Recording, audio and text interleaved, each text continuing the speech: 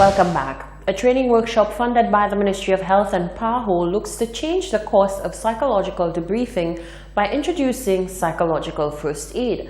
The workshop aims to help emergency first responders deal with trauma. Solaj Alfred reports.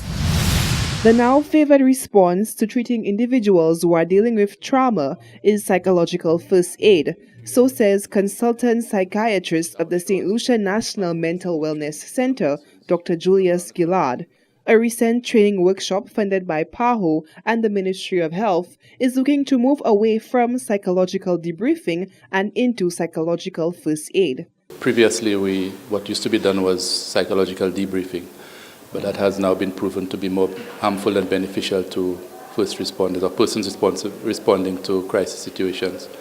And so psychological first aid is I won't say new, but it's been around for a few years and has now reached our shores.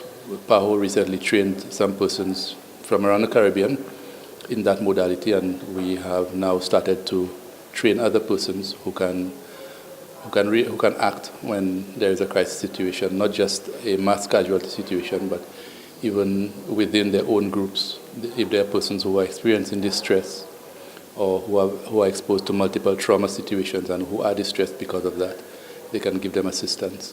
Gillard highlighted the impact that this training workshop will have on emergency response units like NEMO, members of the police force, fire service, nurses, and doctors. So they'll be better equipped to respond when persons who are involved in a crisis event are experiencing symptoms of distress. What we find is that those persons, yes, they know how to respond physically in the face of a crisis event, but they have little knowledge on what to tell persons and what to do.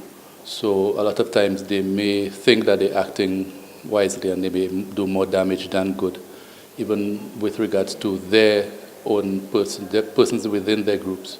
They are now equipped to be able to recognize symptoms of distress and advise the persons as to what to do to get assistance before it gets worse. The workshop ran for one day, November 14th, and will offer participating members a certification in psychological first aid. Reporting for Hot 7 News, I am Solaj Alfred.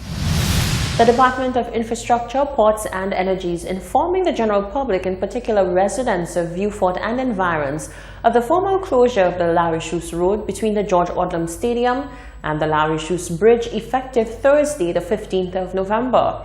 The closure, it says, is necessary to facilitate the construction of a new road to the soon-to-be-constructed multi-million-dollar world-class Uanora International Airport Terminal.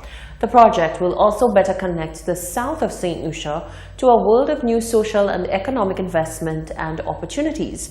Residents and the motoring public are advised that a new bypass road has been constructed, providing very minimal disturbance to the normal commute.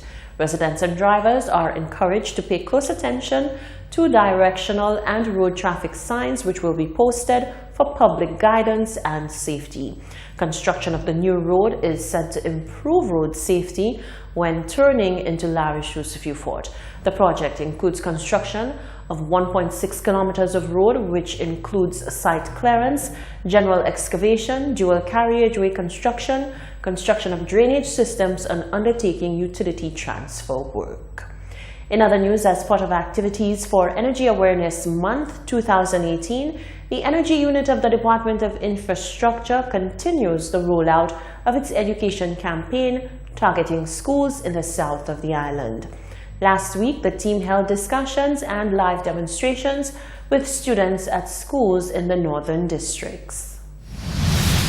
The education campaign involved interactive sessions aimed at educating students on the energy landscape in St. Lucia. Public Utilities Officer Mr. Kurt English says sensitization of the youth is vital if St. Lucia is to achieve a sustainable energy future. We always hear persons say that the youth are the future, right?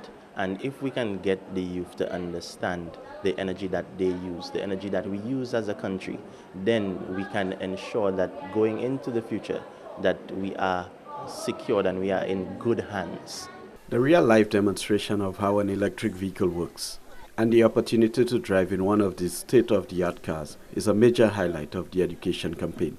Science teacher at the Clendon Mason Memorial, Miss Augusta Emmanuel, says she was extremely pleased with the hands-on nature of the exercise, which gives students a realistic appreciation for the technology.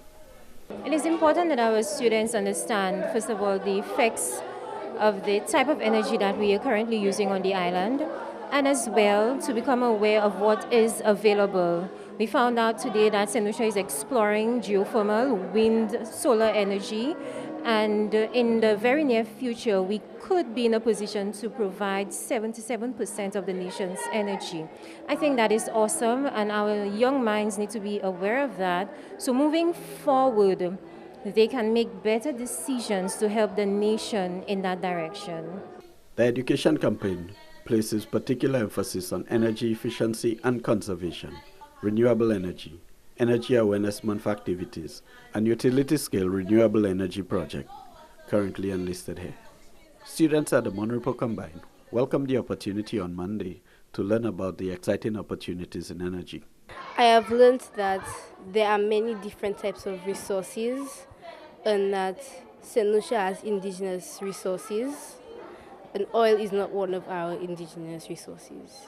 It's important for us as children to know about energy and how we can conserve it and waste it. I learned that you don't waste electricity that much, that we have a lot of useful resources here in St. Lucia, and that we can use them in different ways. I think it was useful for me because there are some things that she said I did not really know. So I sat there, I listened. The school visits are in keeping with activities in observance of Energy Awareness Month, which has been celebrated under the theme Pursuing Energy Independence. For the Ministry of Infrastructure, Ports, Energy and Labour, I am Kubika Jadhav.